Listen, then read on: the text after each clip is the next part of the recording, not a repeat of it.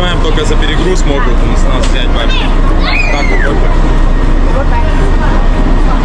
Чтобы пройти в автобус, необходимо девушке-контролеру показать наши билеты и затем уже сдать багаж. Купили мы свои билеты на заднем ряду, о чем, собственно, очень сильно пожалели.